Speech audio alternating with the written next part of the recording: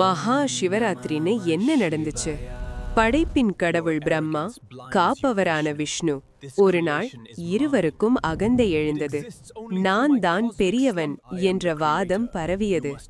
அந்த நேரத்தில் திடீரென வானத்தை பிளந்து பூமியை தாண்டி முடிவில்லாத அக்னி ஸ்தம்பம் தோன்றியது. இதன் அடியை காண்போம் என்று விஷ்ணு வராகமாக கீழே சென்றார். இதன் முடியை காண்பேன் என்று பிரம்மா அன்னமாக மேலே பறந்தார். 1000 ஆண்டுகள் தேடியும் அந்த ஸ்தம்பத்தின் ஆரம்பமும் முடிவும் காணவில்லை. அப்போது அந்த அக்னியிலிருந்து சிவபெருமான் வெளிப்பட்டார்.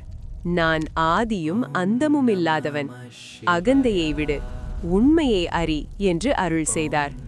அந்த இரவே மகா சிவராத்திரி.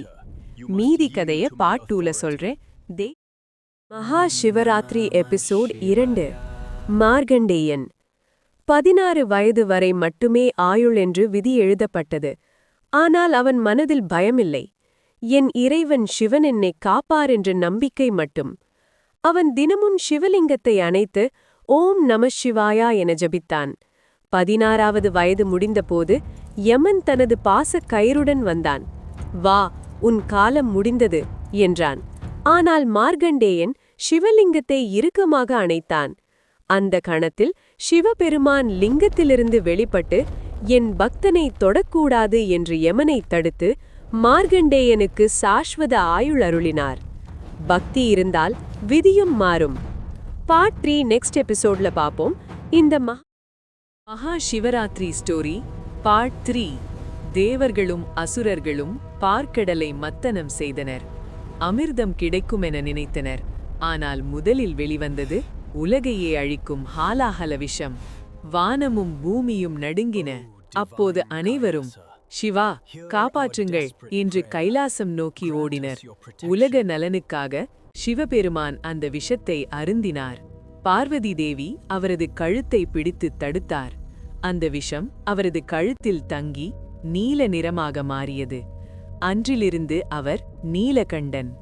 உலகத்துக்காக தன்னை அர்ப்பணித்த இறைவன் பார்ட் 4ல பாப்போம்.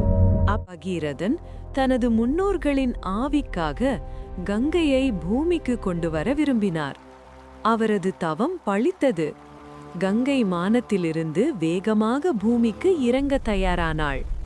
ஆனால் அந்த வேகம் பூமியை அழித்திருக்கும். அப்போது சிவபெருமான் தன் ஜடையில் கங்கையை தாங்கினார். அவளது வேகம் அடங்கி அன்பாக பூமிக்கு பாய்ந்தாள். அதனால் கங்கை பவித்திர நதியாக ஆனாள். அருள் வடிவம் சிவபெருமான். கடைசி பகுதியில பாப்போம். அப்படியே மகா சிவராத்திரி இரவு. அது சாதாரண இரவல்ல. அந்த இரவில் பிரபஞ்ச சக்தி அதிகரிக்கிறது. பக்தர்கள் முழு இரவும் விழித்திருந்து பால், தண்ணீர், பில்வ இலை கொண்டு சிவலிங்கத்திற்கு அபிஷேகம் செய்கிறார்கள்.